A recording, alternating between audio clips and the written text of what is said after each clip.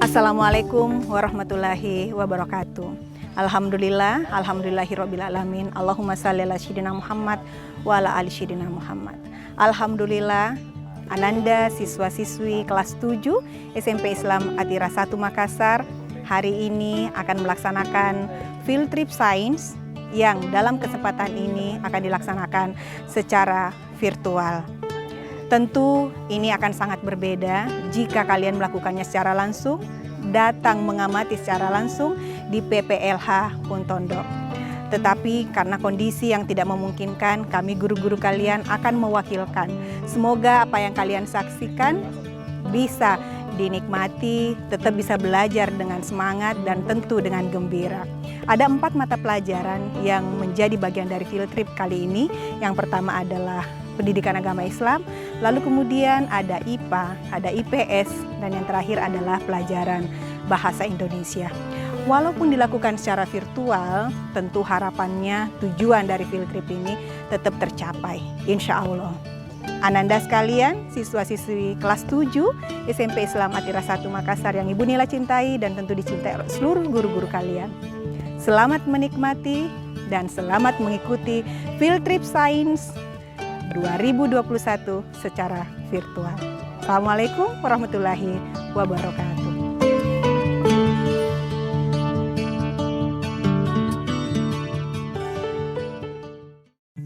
Assalamualaikum warahmatullahi wabarakatuh.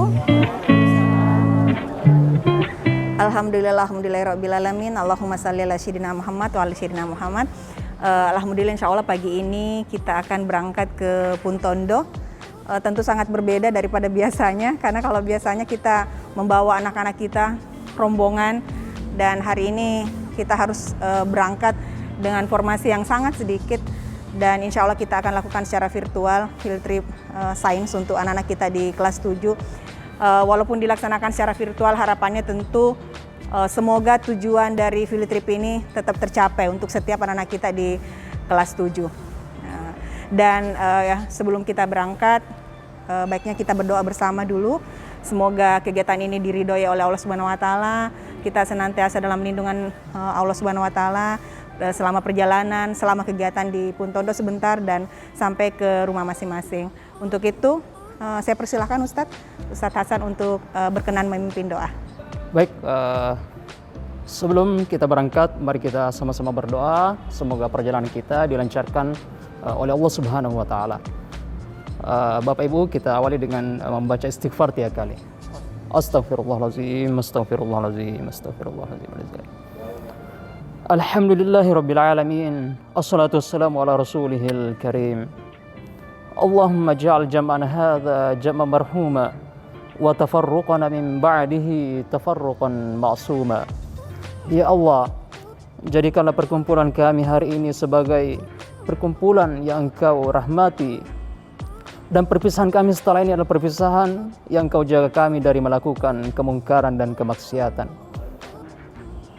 Allahumma la sahla illa ma ja'altahu sahla wa anta taj'alul hazana idza syi'ta sahla. Ya Allah, tidak ada kemudahan kecuali apa yang telah Engkau tetapkan mudah. Maka mudahkanlah perjalanan kami hari ini dan seluruh kegiatan kami. Secara khusus kita berdoa untuk sebelum kita naik kendaraan, semoga kita diselamatkan Allah Subhanahu wa taala dalam perjalanan kita. Subhanalladzi sakhkhara lana hadza wa ma kunna lahu muqrinin wa inna ila rabbina lamunqalibun. Maha suci Allah yang telah menundukkan kendaraan ini untuk kami, di mana kami sebelumnya tidak mampu untuk menguasainya, dan kami semua, kita semua akan kembali kepada Allah Subhanahu wa taala.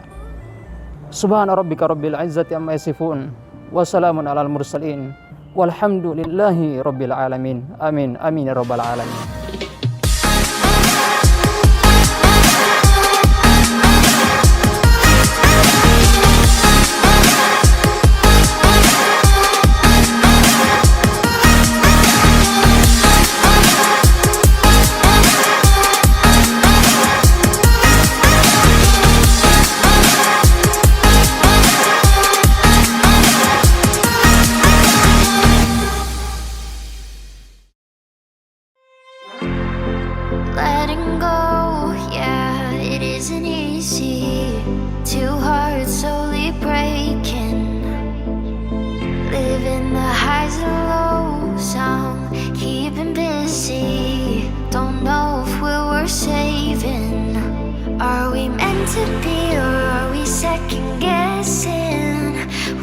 stay with me if the world was ending?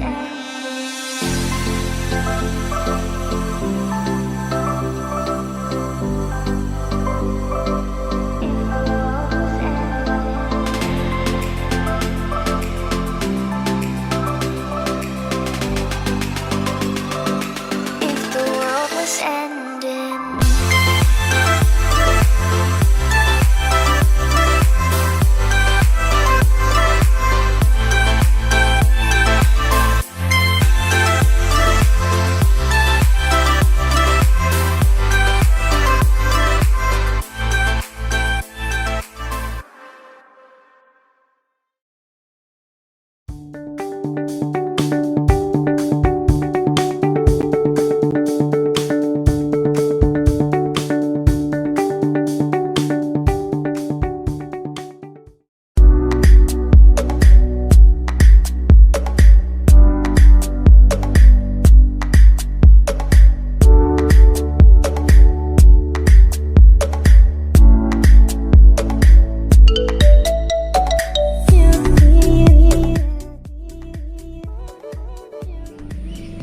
Nah, anak-anak, saat ini kita sudah berada di PPLH Putondo. Di sini kita akan mengamati 3 ekosistem, yaitu ekosistem mangrove, ekosistem padang lamun, dan ekosistem terumbu karang. Penasaran bukan? Ayo ikut ibu.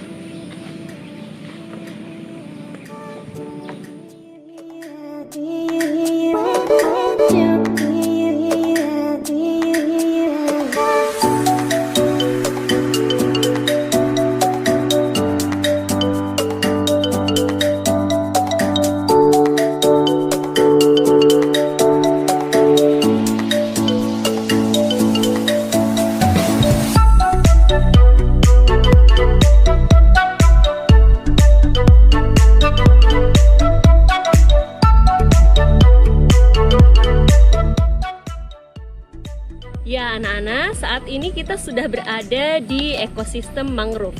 Kalian bisa melihat keadaan di sini. Tumbuhan yang mendominasi di sini adalah ini nih. Ini namanya pohon bakau ya Pak ya. Kalau bahasa Makassarnya bangko. Dan bahasa Latinnya atau istilah ilmiahnya adalah Rhizopola stylosa. Mari kita lihat lebih dekat ya nak. Ayo ikut ibu Pak, boleh? Oh ya, terima kasih sudah ada ternyata. Mari kita lihat ya, ini struktur daunnya seperti ini. Kemudian kebetulan ini ada bunganya tuh. Oh sudah jadi buah, sudah tumbuh. Ini buahnya masih kecil. Nah yang ini yang bunga. Ini bunganya. Kemudian ini buah yang sudah besar ya. Dan ini nanti kalau buah ini sudah tua, jatuh sendiri jadi tumbuhan baru ya Pak ya. Oke, kemudian ibu mau juga kalian mengamati akarnya. Coba kita lihat akarnya. Apakah akarnya di sini di bawah saja atau ada semacam akar yang menggantung? Nah, coba cari tahu ya. Sekarang gampang nyari tahu di internet. Termasuk akar apakah ini? Akar tumbuhan bakau. Yuk, sekarang kita cari ini ya, hewannya. Apa saja sih hewan yang ada di sini yang bisa kita amati? Kebetulan ibu sudah ngambil dari tadi nih. Ini ada kerang, lalu ada keong, biri-biri, apa Bu tadi namanya? Mumusang. Keong, biri-biri, mumusang ini namanya. Terus di sini juga ada kepiting, tapi sudah lari kepitingnya. Nah, ini lubang-lubang ini. Ini adalah lubang-lubang tempat habitatnya kepiting nih ya. Jadi di ekosistem mangrove ini banyak sekali kepiting. Lalu di sini tadi ibu kebetulan lihat ada yang namanya ikan kodok. Jadi ikannya itu punya kaki. Nanti kalau dapat kita zoom ya, kita syuting. Kalau dapat gambarnya, mudah-mudahan dapat lagi. Tadi ada tapi sudah lari ya Pak ya. Ayo kita ke ekosistem lainnya lagi.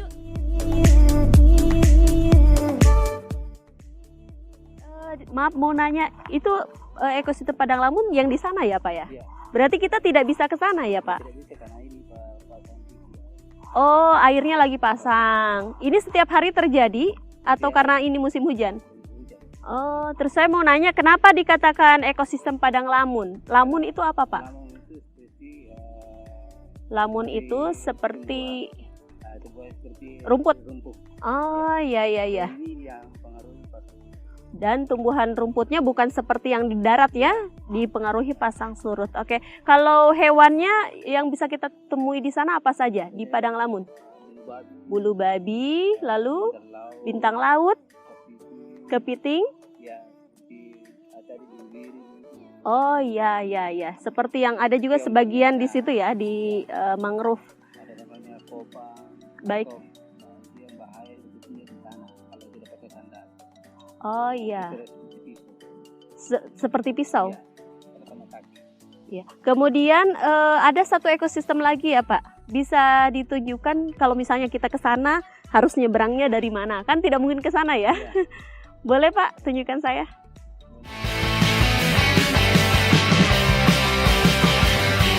Oh, berarti ke sana tidak bisa, jaraknya lumayan jauh ya, tidak bisa berenang gitu ya. Jauh sekali. Ini ya. Baik Pak, saya mau nanya dulu. Ini ekosistem terumbu karang yang ada di sini milik PPLH ya Pak? Ini sebenarnya adalah milik semua masyarakat. Oh, milik masyarakat, berarti bukan ini ya, termasuk public area berarti ya? Kita dari PPLH punya daerah terumbu laut Sekitar 2 hektar dilindungi oleh PPLH. Oke, untuk menuju ke sana kita harus sewa perahu ya Pak? Baik. Bapak bisa jelaskan sedikit di sana ada hewan dan tumbuhan apa saja Pak? Kalau untuk terumbu karang itu kan tempatnya Ikan, alga, alga. itu banyak sekali sumber makanan. Jadi Oh iya. untuk di terumbu karang itu banyak sekali ikan-ikan hias. Cantik-cantik ikannya di sana ya Pak ya? Ada ikan badut tuh ya. Dan sebagainya lah. Kalau mau melihat keindahan itu, Iya. melihat langsung ke terumbu karang. Iya, kita bisa lihat langsung ke terumbu karang ya kalau naik kapal ya. Baik.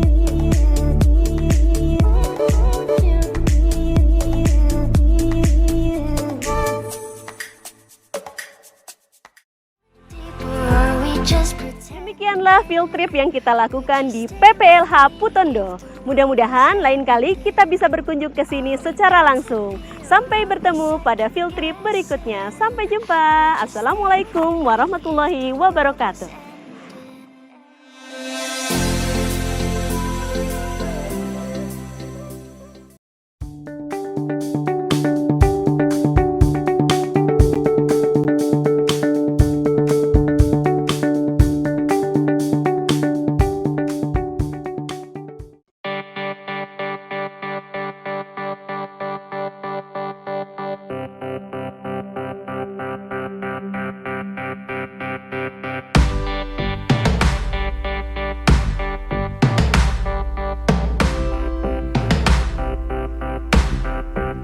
Salah satu kegiatan ekonomi masyarakat yang ada di sini adalah budidaya rumput laut. Pernahkah kalian berpikir bagaimana cara membudidayakan rumput laut, bagaimana produksinya, dan bagaimana cara mendistribusikan rumput laut sehingga sampai ke konsumen?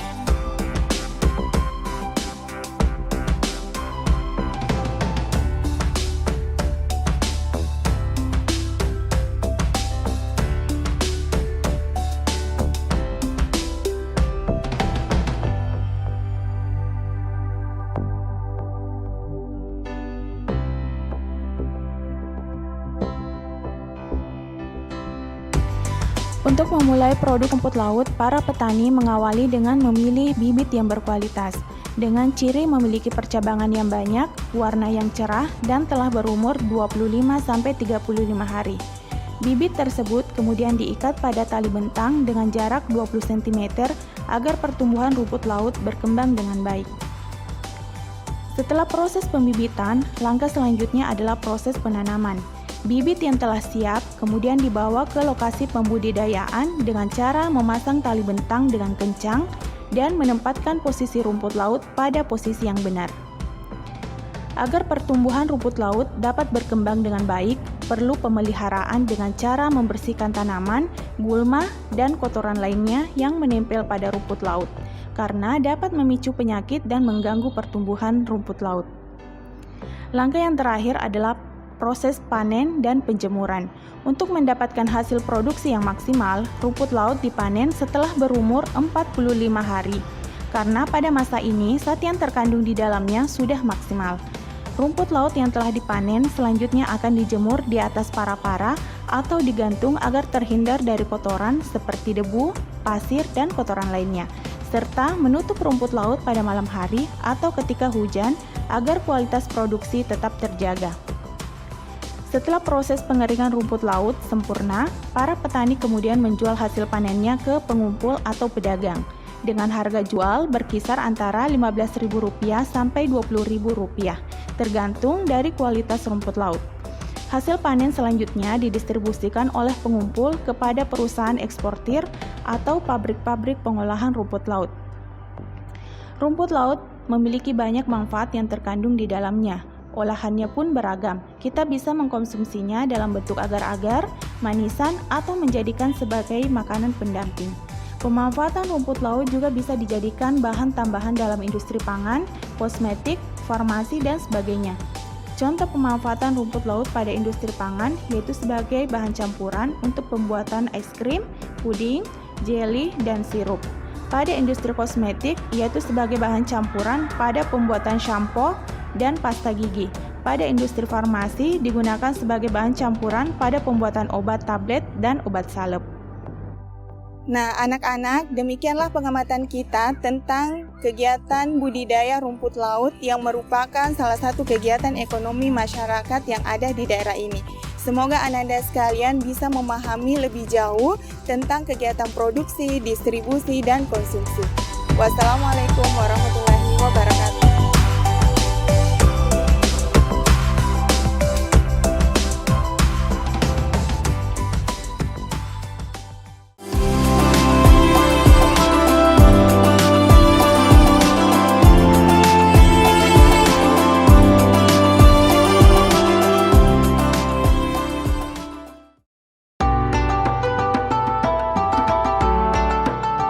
Bismillahirrahmanirrahim.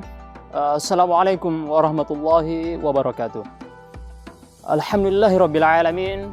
Assalatu wassalamu ala rasulihil karim wa ala alihi wa sahabatihi ajmain, amma ba'd.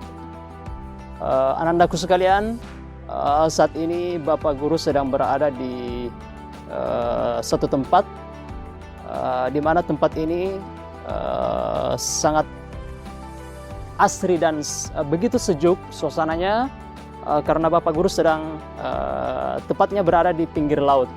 Dan insya Allah pada kesempatan ini Bapak Guru akan mengajak anandaku sekalian untuk sama-sama mentadabburi atau memikirkan, menghayati secara mendalam tanda-tanda kebesaran Allah Subhanahu wa taala yang terdapat pada lautan tersebut. Bapak akan mengajak kepada ananda sekarang juga.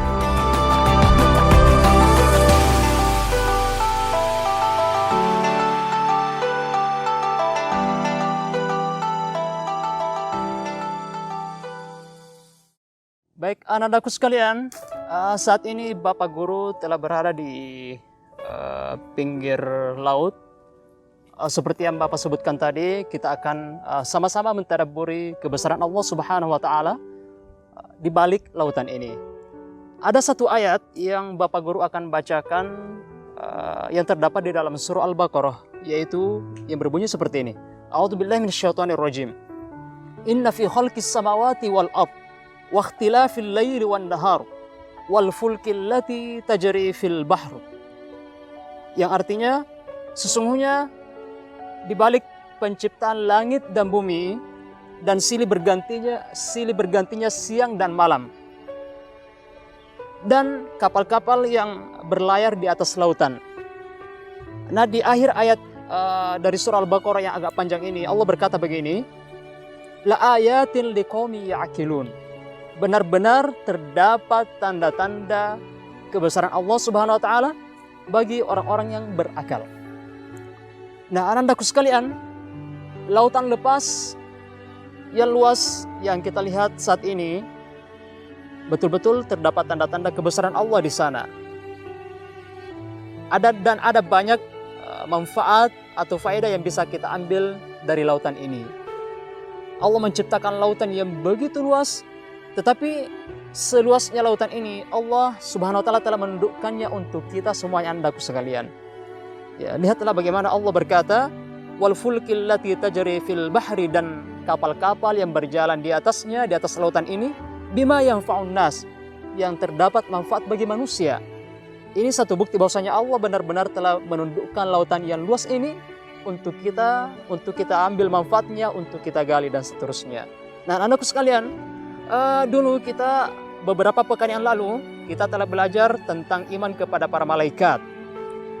Nah, ada malaikat Allah yang bertugas untuk mengatur lautan, untuk mengatur kadar angin, untuk mengatur kadar garam, ya, dan seterusnya.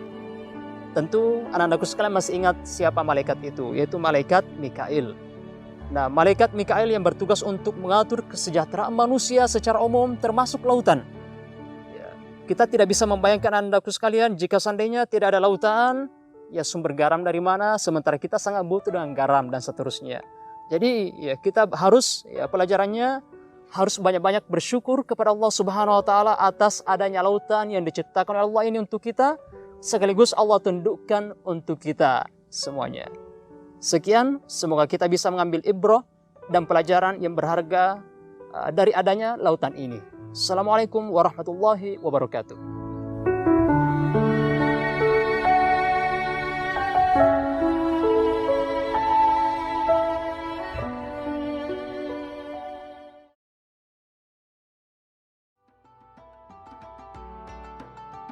Itulah tadi tadabbur singkat tentang lautan serta berbagai kebaikan yang bisa didapatkan darinya. Dan juga peran para malaikat yang senantiasa mengatur seluruh kehidupan kita. Nah, termasuk yang diaturnya adalah ya lautan itu sendiri. Nah, sekarang sebagai bukti syukur kita kepada Allah Subhanahu wa taala atas nikmat-nikmat tersebut, maka kita harus senantiasa menunaikan kewajiban kita kepadanya. Nah, salah satu kewajiban tersebut adalah sholat 5 waktu.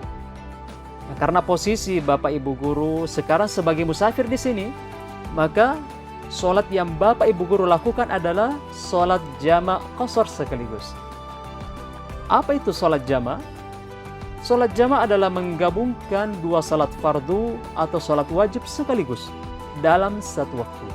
Contohnya, kita mengerjakan sholat zuhur dan asar di waktu zuhur sekaligus. Dan apa itu sholat qashar? Sholat qashar adalah mengurangi rakaat sholat. Ya, seperti sholat zuhur dan asar aslinya adalah 4 rakaat. Karena Bapak Ibu Guru sholatnya adalah sholat qashar, maka hanya mengerjakan 2 rakaat saja untuk zuhur dan 2 rakaat untuk asar. Ya, demikian semoga Anda bisa memahami materi sholat jamaah qashar ini dengan baik, agar ketika melakukan safar nantinya sholatnya tidak ditinggalkan. Semoga bermanfaat. Demikian, wassallallahu ala nabiyina Muhammad wa ala alihi wa sahbihi wasallam. Wassalamualaikum warahmatullahi wabarakatuh.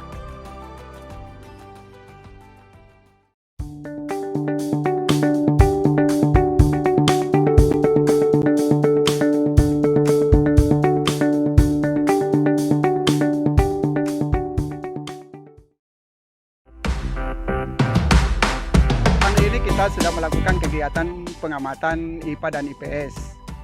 Untuk bahasa Indonesia, kalian diharapkan dapat menulis deskripsi tentang pengamatan yang sudah dilakukan.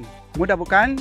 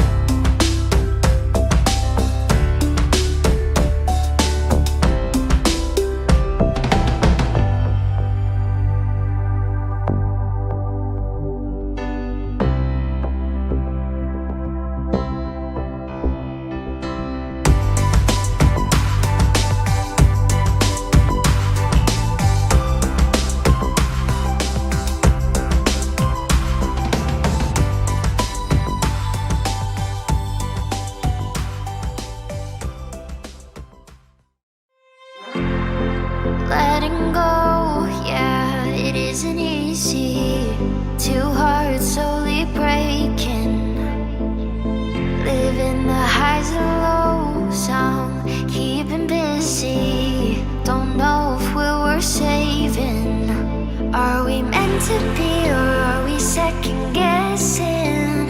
Would you stay with me if the world was ending?